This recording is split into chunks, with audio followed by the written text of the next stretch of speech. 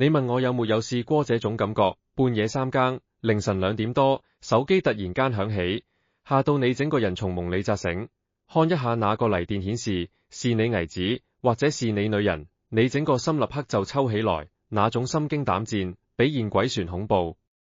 因為你知道他們磨時不登三寶殿，平時1個禮拜甚至1個月都不會主動打個電話回來問候一句，吃過飯沒有，身體怎麼樣，天氣冷了有沒有添衣服，這些噓寒問暖的話從來都欠奉。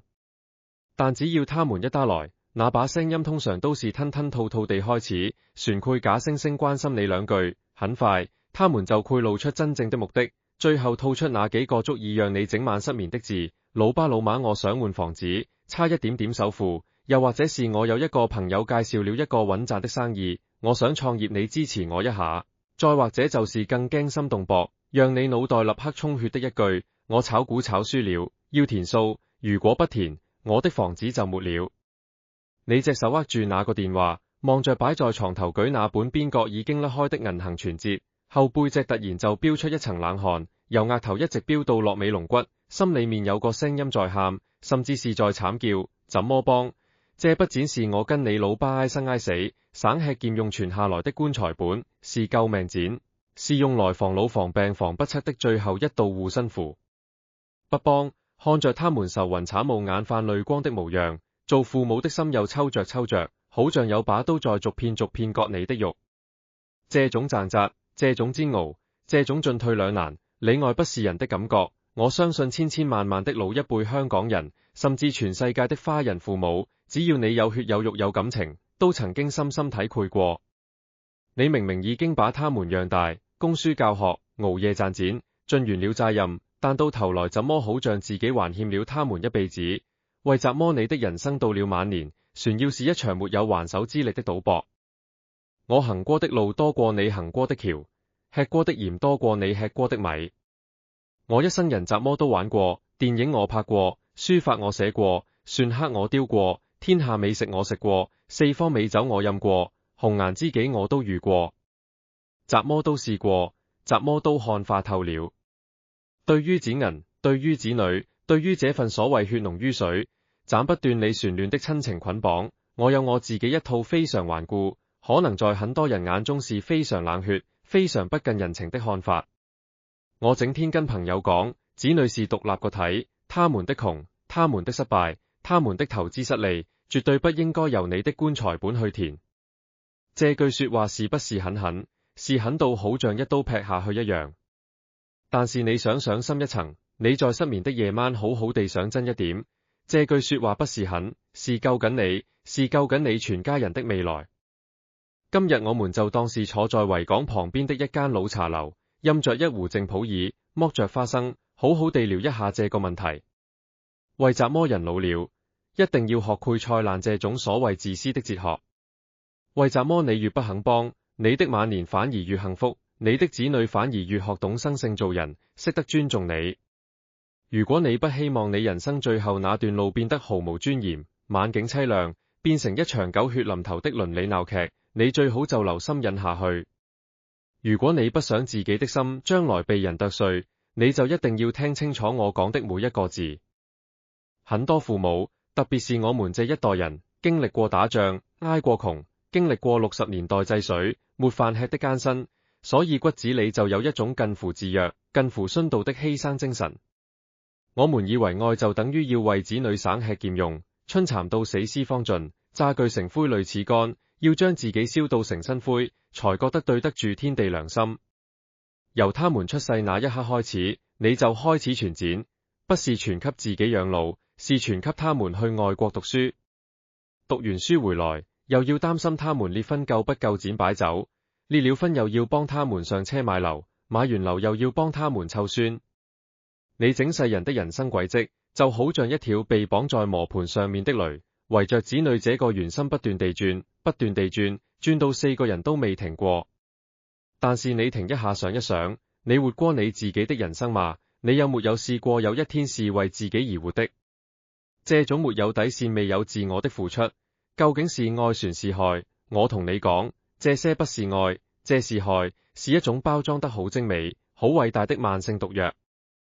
為怎麼你越幫，子女就越不會長大，越像一條軟皮蛇。這涉及到一個很核心的人性弱點，就是依賴心，是心理學上的習得性魔咒。每個人都有惰性，打工皇帝都要學會在職場上執生，更何況是面對生存壓力。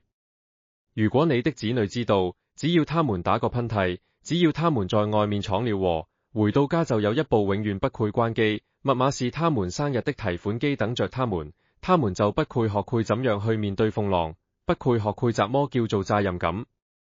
他們的大腦會自動行走一條最舒服的路徑，就是攤大手板。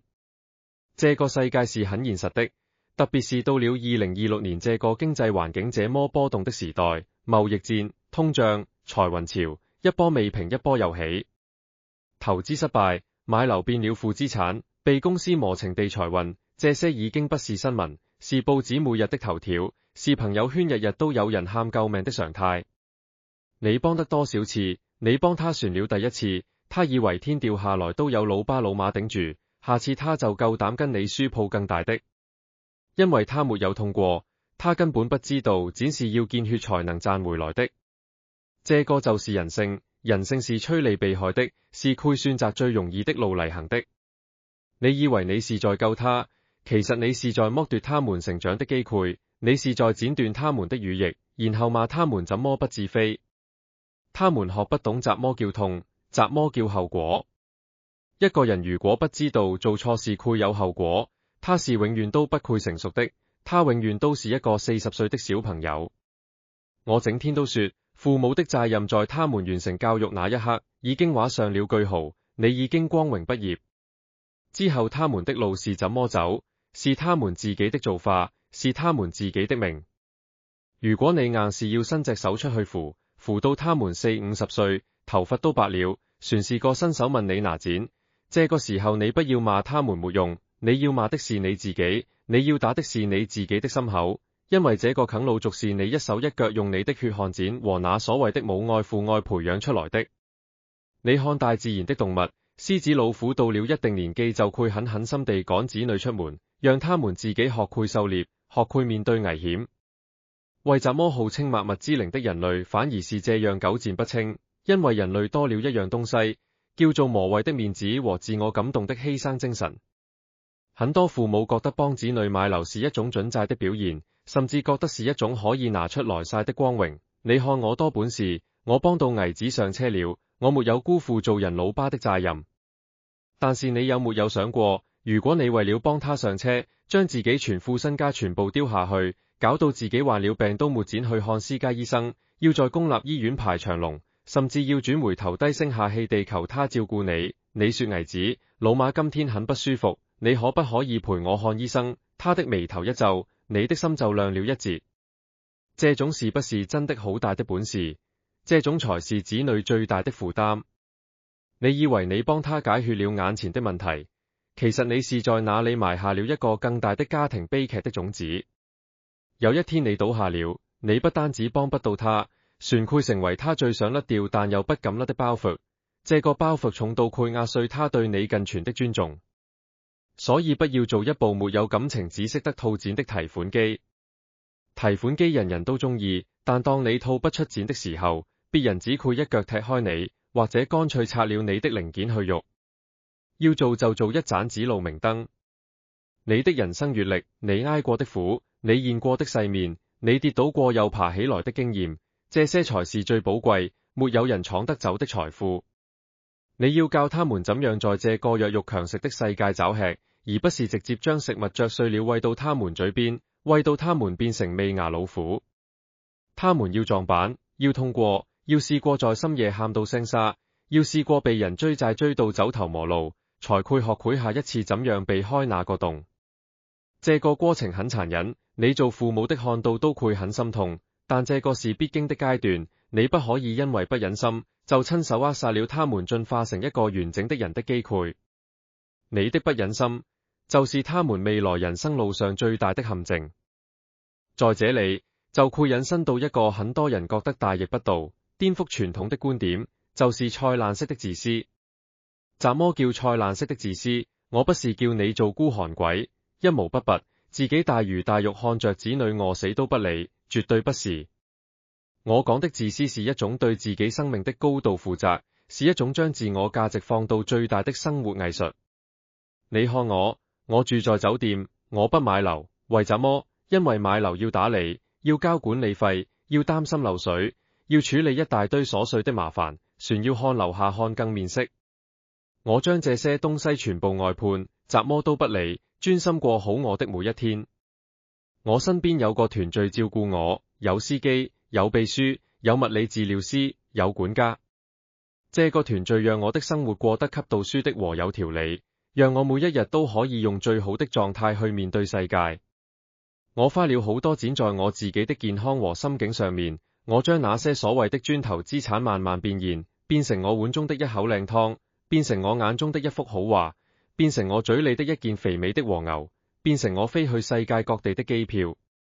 我將銀紙上的數字切切實實地轉換成一秒鐘又一秒鐘的快樂和滿足。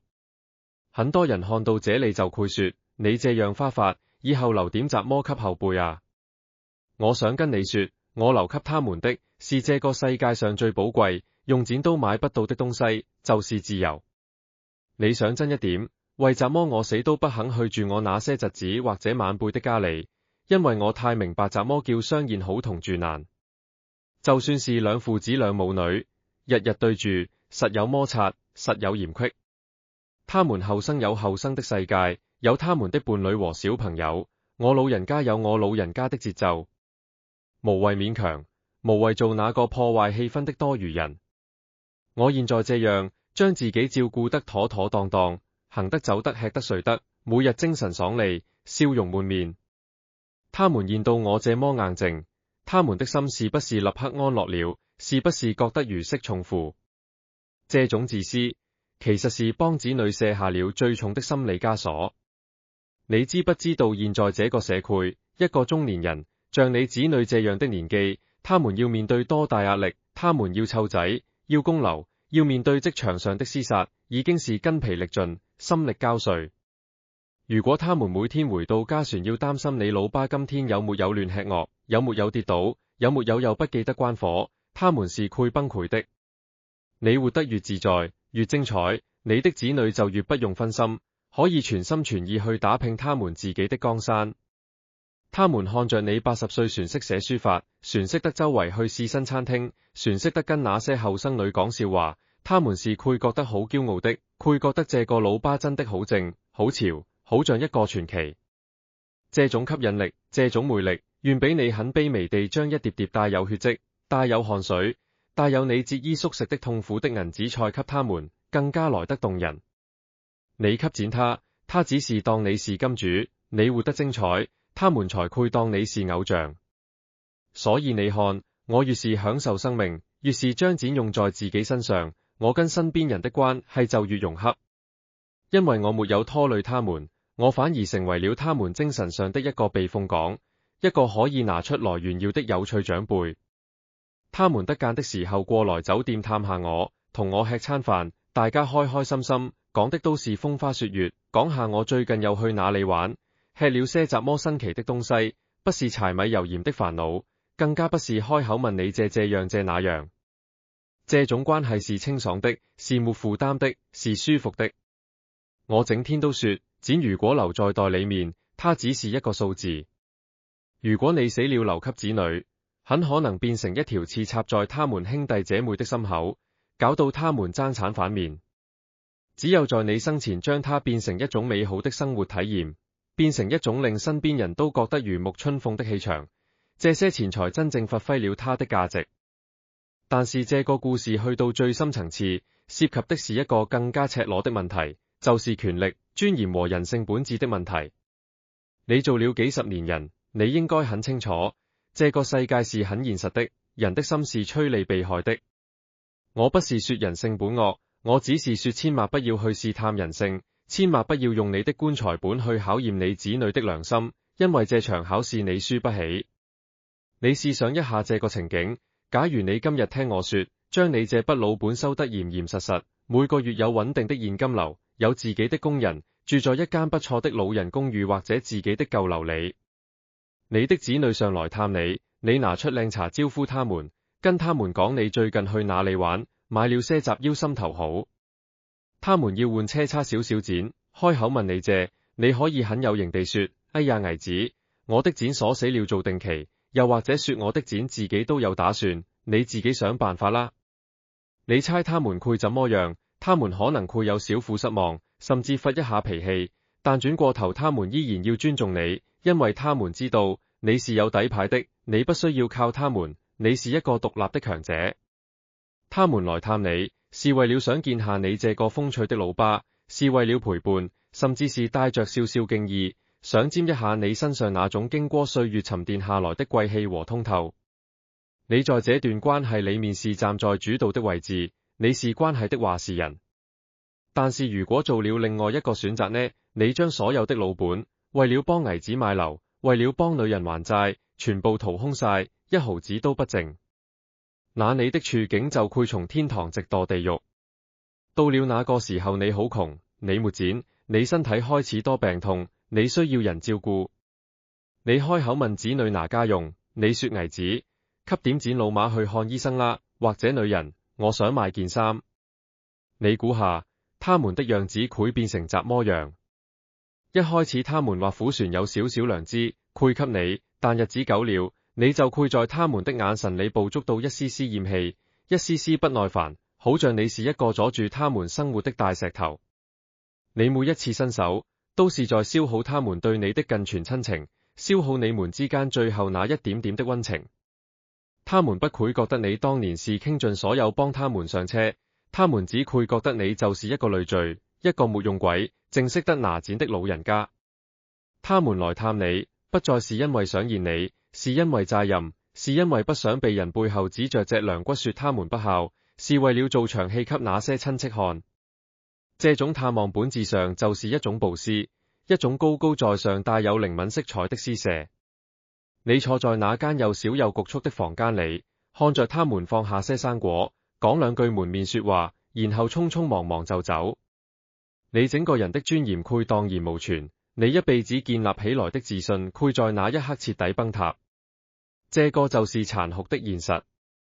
有些人說，我的子女不會這樣對我的，他們很乖的。我跟你講，千萬不要高估人性，更加不要將你自己晚年的幸福押注在子女虛無縹緲、未經考驗的良心上面。良心這個東西，在面對日復一日的生活壓力和繁瑣事面前，是很脆弱的。久病床前磨孝子，這句古老的說話流傳了千幾年，不是未道理的，是用無數的血淚寫成的真理。所以我蔡瀾整天掛在嘴邊的一句說話：老了，一定要學會扮窮，但是要真富。怎麼叫做扮窮？就是不要在子女面前顯露你的家底，不要整天說，兒子，你不用怕，老爸大把貨，老爸搞定。你要讓他們知道，我的錢是我的，我的生活是我的，你們有困難，我精神上支持你，但是我不會背上身，你的債你自己船，你的人生你自己負責。這個不是冷血，這個是界限，你要劃定一條清晰的楚河漢界，你的煩惱船你的，我的人生船我的，大家河水不犯井水，這樣才能和平共處。而真富呢，就是你要真的有錢在手。這筆錢不一定是天文數字，但足夠讓你看醫生不用看人面色，足夠讓你想吃怎麼就吃怎麼，足夠讓你可以請個好的看護照顧自己，而不用攤大手板問人拿。這些才是實實在在的安全感，這些才是你最硬的底牌。有了這張底牌，你講說話都大聲點，你的笑容都會真誠點。子女過來探你，你封回封利是給個信，大家都開心。因為你是施予者，不是索取者。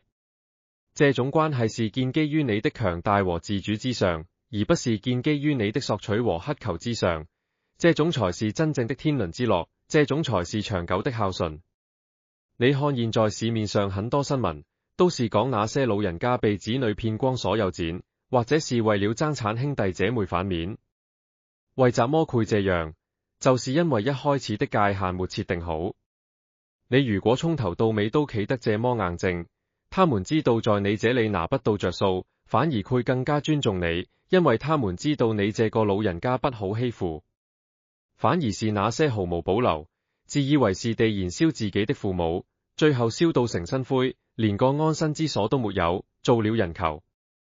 說到這裏，我又想講多少少關於湊孫的問題。很多老友記退休之後，就自動波變成了湊孫公湊孫婆，將自己的退休生活變成第二份沒糧出的全職工作。危子跟媳婦說要上班沒時間帶，你就義不容辭地背起這個責任，由早到晚餵奶換片，追着他們來餵飯，辛苦過你當年湊仔10倍。你覺得自己好偉大，為了下一代繼續犧牲。但我想問一句，你的人生呢？你已經將你的青春給了你的子女，現在連最後的黃金晚年都要給埋你的孫子，那你怎麼時候輪到你自己？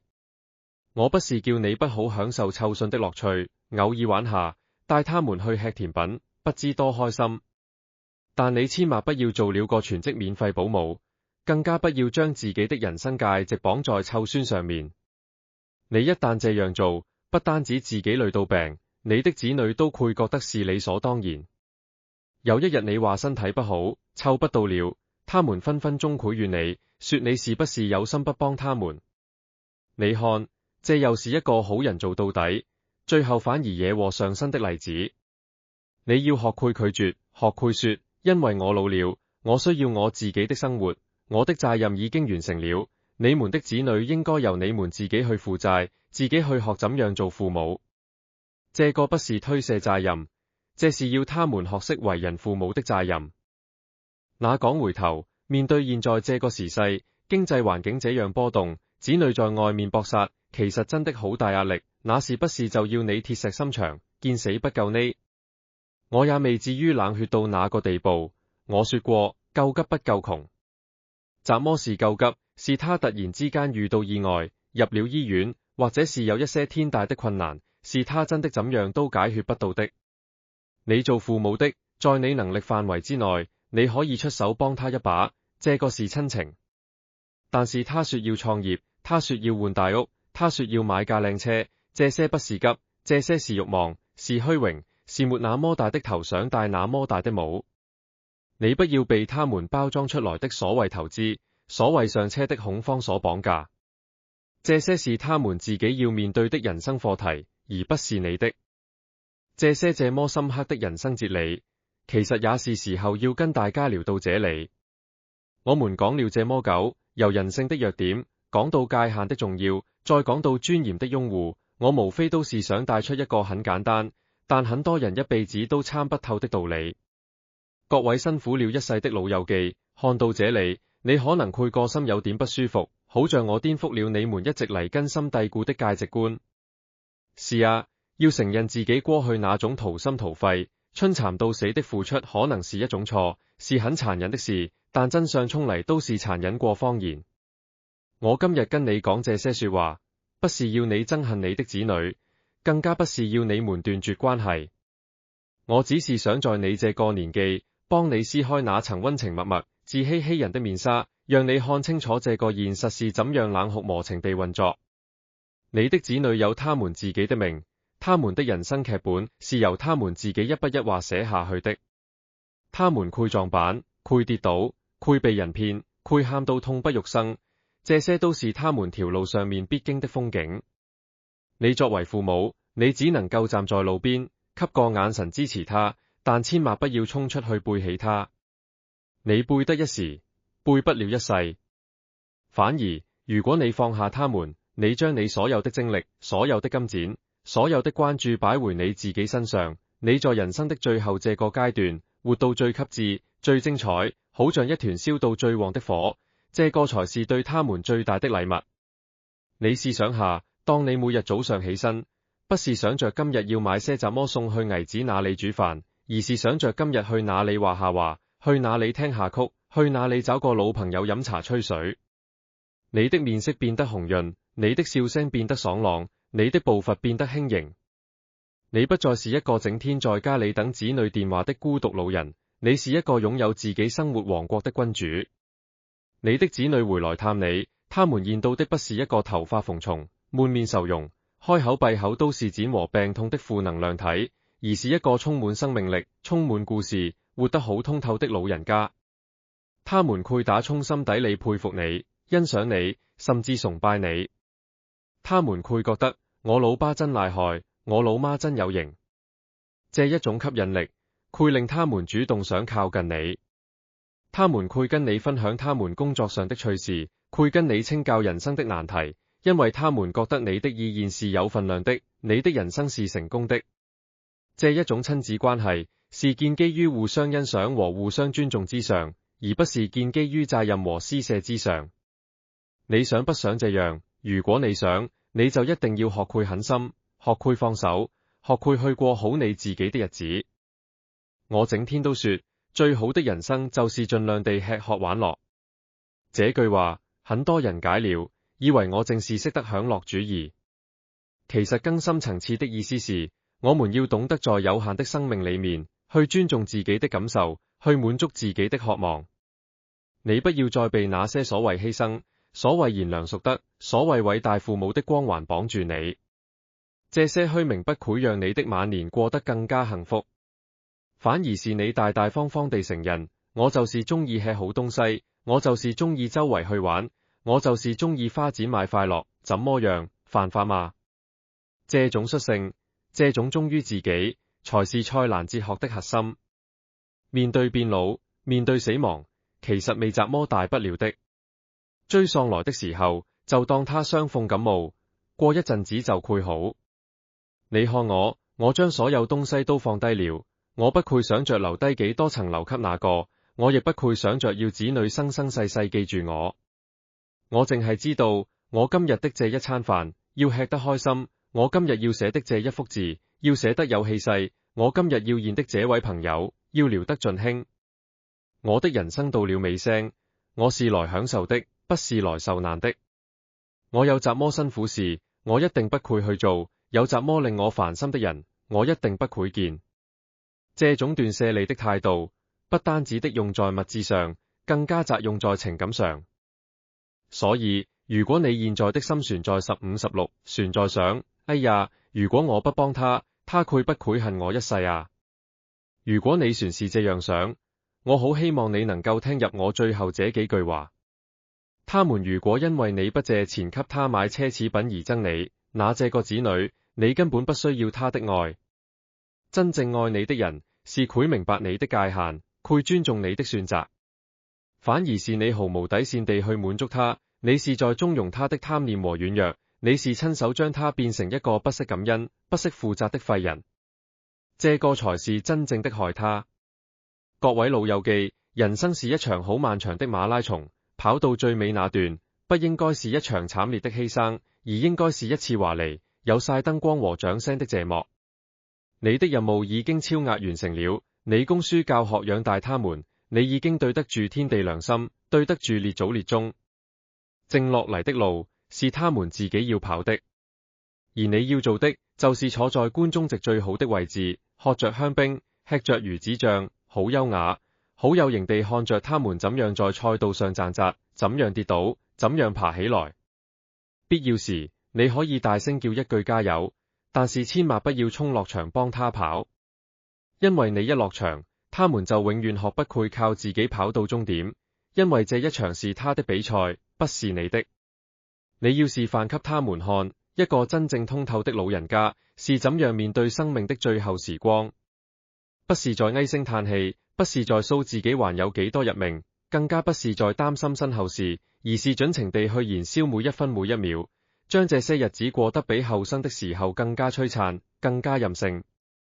這種精氣神，這種生活態度，就是你最寶貴的遺產，是任何金錢都取代不到的精神財富。他們將來有一日去到你這個年紀，都會記得啊，當年我老爸是這樣活過的，他真是活得好過癮，好精彩，我以後都要學他這樣。講這麼久，是時候收尾了。我知道這條片看到這裡的，都是想活得通透，想在晚年找回自己尊嚴和快樂，不想再做子女奴的老友記。我們這個頻道，就是要聚集這一班不願意被傳統綁架，不願意心軟害人害己，敢於為自己而活的朋友。我們聊的都是這些好現實、好赤裸，但是又好有用的人生智慧。如果你覺得我今日這番話講中了你的心事，打醒了你，我請你不要吝嗇，你按一下點擊，你一定要訂閱我們這個頻道，點個讚，然後將這條片轉發給你身邊那些船是這腰心軟，船在為子女的債務和慾望而流着冷汗，徹夜難眠的老友記。你不是害他，你是救緊他，你是幫緊他解脫。同時，我都好想看一下你們的想法。在下面的留言區同我講，如果有一日你的子女真是好誠懇地走到你面前，同你講，老爸老媽，我現在有個很好的機會，想問你借幾十萬先，你會怎樣同他講？你會不會像我這麼狠心？算是你有你自己的一套心法，留言話給我聽。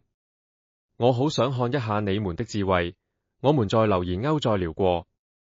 記住我最後這句話，人老了，手中有一筆，心中才不會慌。留回份底氣給自己，就是留回一條生路給全家人，就是對家人最大的慈悲。